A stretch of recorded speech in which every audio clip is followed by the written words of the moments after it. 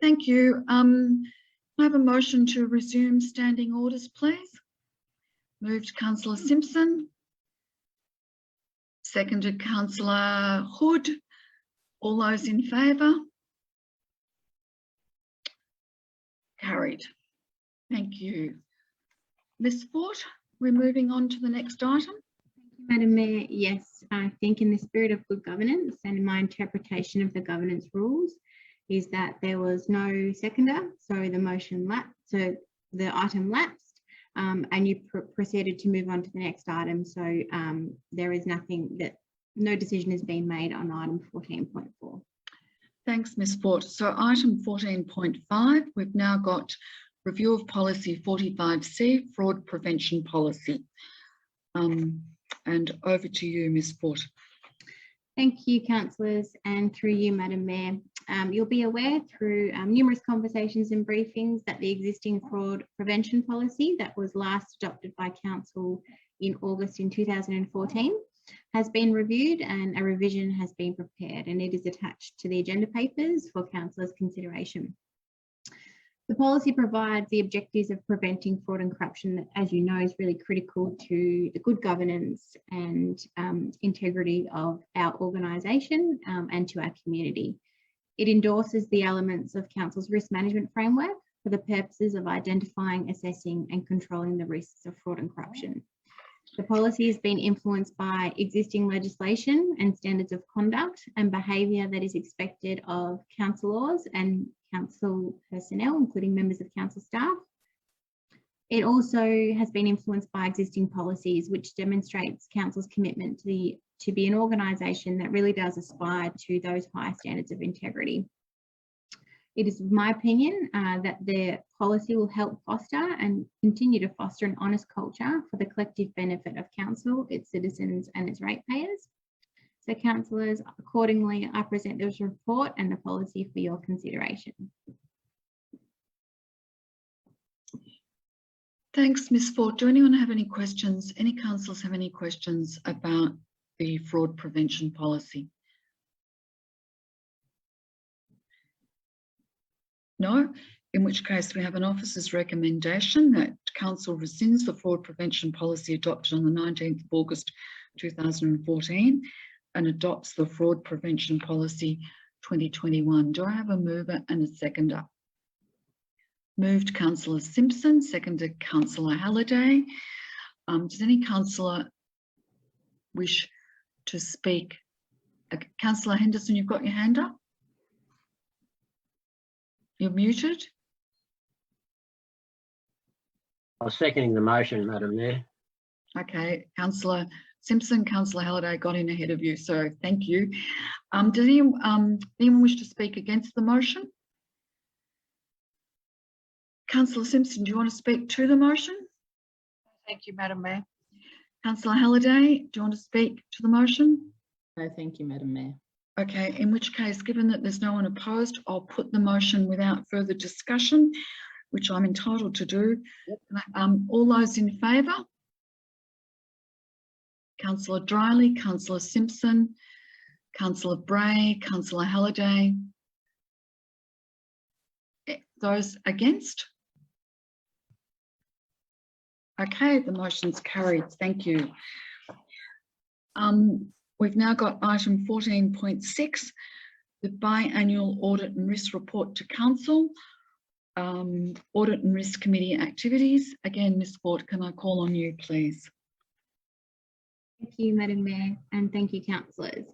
As you know, the Audit and Risk Committee was established by Council in August 2020 in line with the Local Government Act 2020 and the revision of this critical piece of legislation. There is a requirement pursuant to sections 54.4A and 54.5B of the Act for the Audit and Risk Committee to prepare a biannual audit and risk report that describes the activities of the Audit and Risk Committee and includes its findings and recommendations, and provide a copy of that biannual audit and risk report to the CEO for tabling at the next council meeting after the Audit and Risk Committee have considered it. The Audit and Risk Committee met on the 16th of September and were presented with this particular report, and therefore this report has been presented to council for consideration tonight. So councillors, Accordingly, I present this report for you for consideration under the requirements that Council has under the Local Government Act 2020.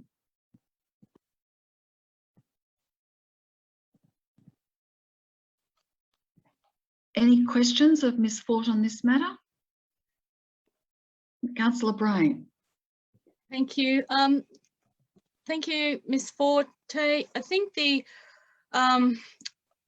report that is presented is hard to, I mean, I want to say that I really trust and respect the views of my fellow councillors who are on the Audit and Risk Committee. I also think the Audit and Risk Committee have a high level of skill and expertise in this area, but unfortunately, the level of detail for me that is presented in this report is not sufficient for me to be able to fully understand what has transposed and what has gone to pass and what has been discussed and what is in the report. So I just wonder if there's a chance for these reports to have more detail, for us to see more detail of what are the reports that are being discussed, and whether or not the minutes could show more detail about what issues have come up in the meetings, as well as what's in this biannual audit and risk report. Is that possible? Thank you, Councillor Bray. Anything's possible. There is no prescription in the Local Government Act 2020 around what is required of this report. It is very high level. What I did do was do a benchmark of other councils and what was presented, and I have to admit that our report was far more detailed than the others that I did review. However, in saying that, I would take on recommendations from yourself and your councillor colleagues around any recommendations we can make for future improvements for the next biannual audit and risk report. So be happy to work with you and other councillors, and also the councillor delegates who sit on the Audit and Risk Committee. So very happy to hear feedback and recommendations. It is a report that does detail what has been presented to the Audit Committee to date, and just keep in mind that obviously an Audit and Risk Committee is confidential, so really need to be considered around which information is presented in such a report that is in the open and public domain, given the sensitivities of particular matters. With respect to the meeting minutes of the Audit and Risk Committee, councillors can be given a copy of full confidential Audit and Risk Committee meeting minutes. They're available to you, so I'm more than happy to share them. They do come to briefing prior to a public set of meeting minutes going to council for adoption. But if you are seeking more detail in the minutes, I'm of the understanding and have been working with the Audit and Risk Committee Chair to prepare a summary of the findings from each meeting so that councillors can be more informed around the discussions, the deliberations and outcomes of that particular meeting. Councillor Bray, thank you. Any other questions? Okay, so we've got an officer's recommendation that council endorses the biannual audit and risk report that details the activities of the Audit and Risk Committee from the period January 2021 to June 2021, pursuant to section 54 of the Local Government Act. I'm in search of a motion. Do I have a mover and a seconder? Moved Councillor Simpson, seconded Councillor Dryly. Does anyone wish to speak against the motion? Councillor Bray. So Councillor Simpson, do you wish to speak to the motion? No, thank you, Madam Mayor. Councillor Dryly, do you wish to speak to the motion?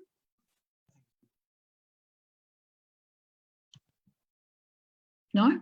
Councillor Bray, do you want to speak against the motion?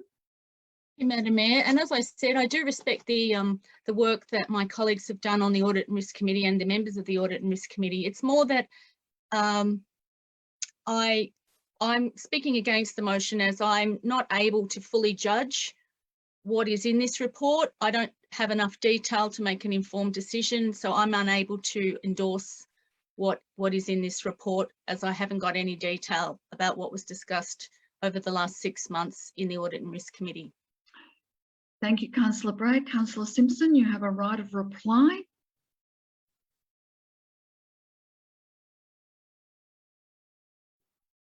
Sorry, no, I don't have any comment to make.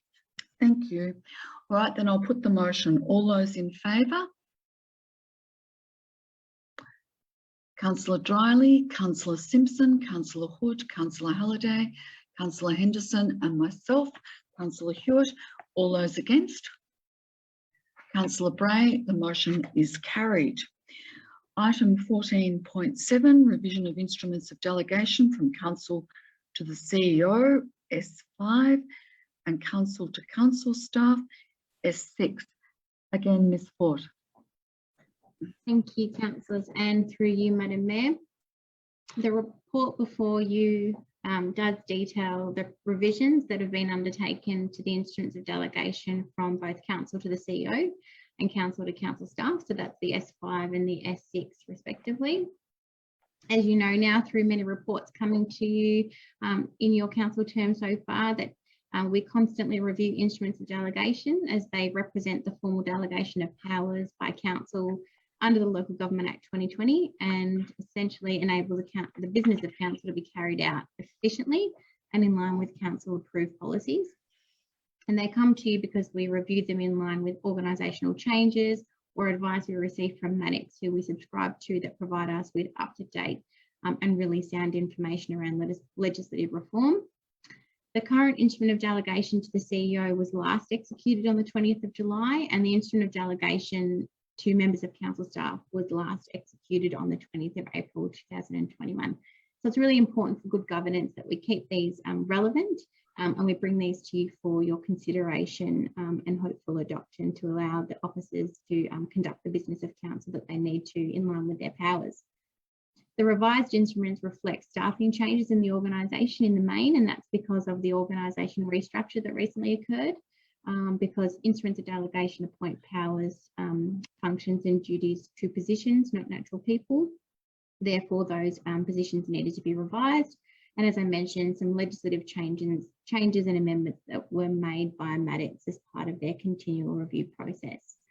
So councillors, I won't go into too much more detail about the instruments themselves. They're very, very detailed, but happy to answer any questions if you have any. Therefore, I commend the officer's recommendation that is before you. Thanks. Do anyone have any questions of Ms Ford on this matter? Then we've got the officer's recommendation, which is in the agenda papers. Yeah. Thank you, Madam Mayor. I believe it's appropriate to read out officers' recommendations. All right, then you will be here for a while, but I will. That council recommends 1, in the exercise of the power conferred by S11(1)(b) of the Local Government Act 2020, the Act resolves that A, there be delegated to the person holding the position or acting in or performing the duties of Chief Executive Officer, the powers, duties and functions set out in the attached instrument of delegation to the Chief Executive Officer, subject to the conditions and limitations specified in that instrument. B, the instrument comes into force immediately upon this resolution being made and is to be signed by the Council's Chief Executive Officer and the Mayor. C, on the coming into force of the instrument, all previous delegations to the Chief Executive Officer are revoked. D, the duties and functions set out in the instrument must be performed and the powers set out in the instrument must be executed in accordance with any guidelines or policy of council that it may from time to time adopt. 2, in the interest of the powers conferred by the legislation referred to in the attached instrument of delegation, resolves that A, there be delegated to the members of council staff holding, acting in or performing the duties of the offices or positions referred to in the attached instrument of delegation to members of council staff, powers, duties and functions set out in that instrument, subject to the conditions and limitations specified in that instrument. B, the instrument comes into force immediately upon resolution of council and is to be signed by the council's Chief Executive Officer and the Mayor. C, on the coming into force of the instrument, all previous delegations to members of council staff other than the Chief Executive Officer are revoked. D, the duties and Functions set out in the instrument must be performed and the powers set out in the instrument must be executed in accordance with any guidelines or policy of council that it may from time to time adopt. 3. In the exercise of the power conferred by Section 437(2) of the Environmental Protection Act 2017 and the instrument of delegation of the Environment Protection Authority under the Act dated 4th of June 2021, Council resolves that A, there be delegated to the members of council staff holding, acting in or performing the duties of the offices or positions referred to in the attached instruments of delegation, members of council staff, powers, duties and functions set out in that instrument, subject to the conditions and limitations specified in that instrument. The instrument comes into force immediately. B, the instrument comes into force immediately. The common seal of council is affixed to the instrument. And C, the duties and functions set out in the instrument must be performed and the powers set out in the instruments must be executed in accordance with any guidelines or policies of council that it may from time to time adopt. I'm in search of a motion. Do I have a mover and a seconder? Moved Councillor Simpson, seconded Councillor Halliday. Does any councillor wish to speak against the motion? Councillor Simpson, do you wish to speak for the motion?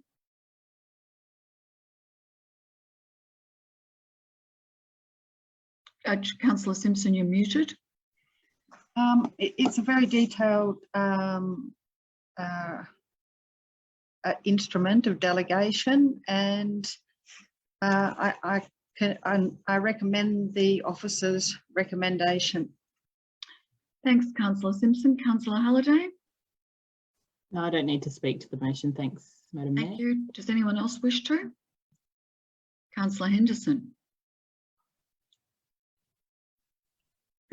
Yes, Madam Mayor, and it's important to note that the powers that the council has all of those powers and we delegate them to the officers. They're actually powers of council, and we delegate them to officers and entrust them to carry them out. And I particularly note that we don't delegate the right for officers to go make decisions where we have a policy in place. So if there's a policy in place, that officer doesn't have the delegation to not observe that policy of council. I think that's important, and we thought very carefully about what we delegate. And if we don't delegate some of these powers, we'll be here not till midnight. We'll be here till Christmas to get through one council meeting in order for the council to function. So these delegations are very, very important, but they are given with certain restraints on them, and we must all be mindful of those constraints. Thank you. Thank you, Councillor Henderson. Are there any other councillors wish to speak to the motion? No councillors indicated they wish to speak against it, so I'll put the motion. All those in favour? Councillor Simpson, Councillor Dryly, Councillor Bray, Councillor Hood, Councillor Halliday, Councillor Henderson, and myself, Councillor Hewitt. The motion is carried unanimously. Item 14.8, instruments of appointment to authorised officers under the Planning and Environment Act 1987 and Environment Protection Act 2017. Ms. Ford. Thank you, councillors, and through you, Madam Mayor. The appointment of authorised officers enables appropriate staff within the organisation to administer and enforce various acts, regulations, or in some instances, council's local laws, and that's in accordance with the powers granted to them under that piece of legislation or that local law. Instruments of appointment and authorisation are prepared, as I said, with respect to the delegations, which was the last report, based on advice from MADIC's Authorisations and Delegation Service, which we subscribe to.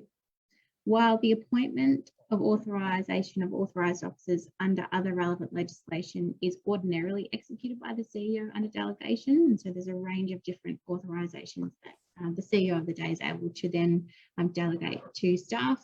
Maddocks recommend that officers enforcing the Planning and Environment Act 1987 and the Environment Protection Act 2017 be authorised by council resolution.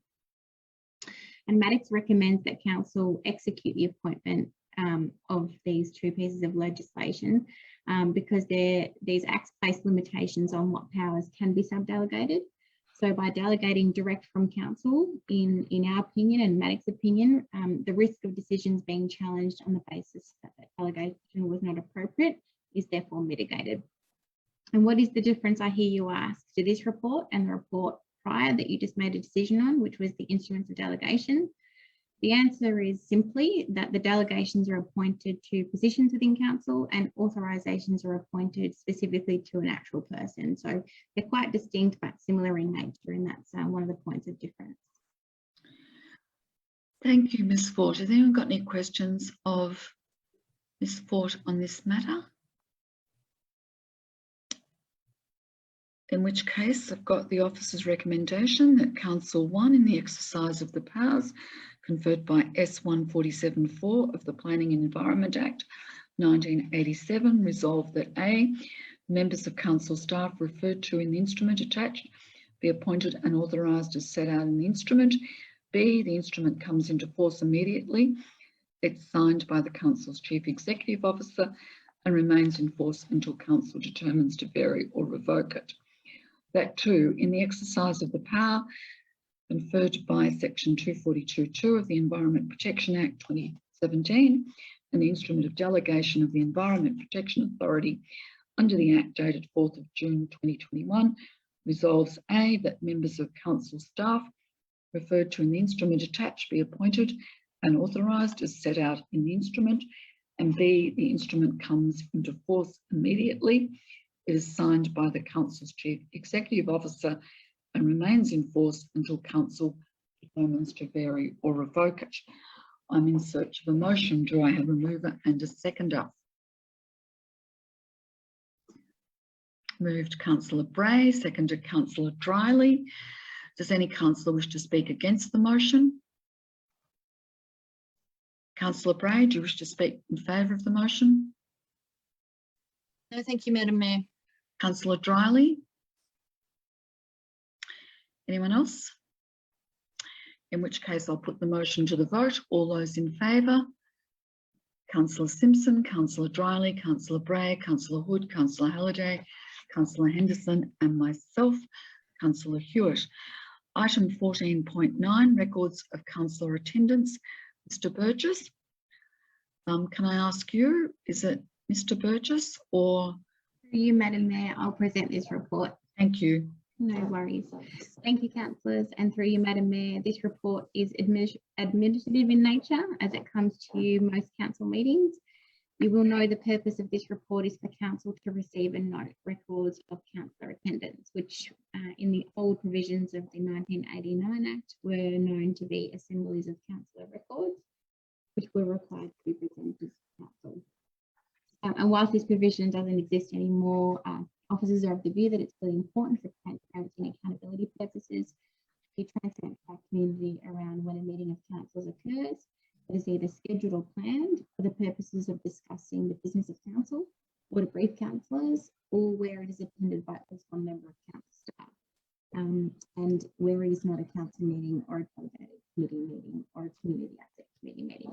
So you'll see in this report all the records of attendance since the last ordinary council meeting is there for your consideration. Thank you. Any questions of Ms. Fort on this matter?